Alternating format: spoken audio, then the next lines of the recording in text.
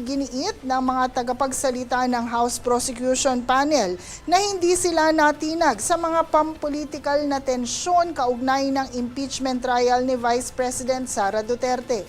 Sinabi ni Lanao del Sur Representative Zia Alonto Adyong at Kabataan Party List Representative Rene Luis Co na ang pagliliti sa isang prosesong itinatadhana ng konstitusyon. Ayon kay Adyong, hindi dapat manaig ang takot sa posibleng epekto sa politika dahil tungkulin nilang iharap ang kaso sa impeachment court.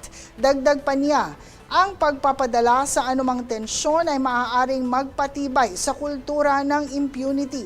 Samantala, sinabi ni Ko na makikinabang ang lahat sa paglilitis dahil magkakaroon ng pagkakataong masagot ang mga matagal ng isyong nakasaad sa Articles of Impeachment. Hinikayat din niya ang publiko na tutukan ang proseso at hayaan ang mga ebidensya ang magsalita.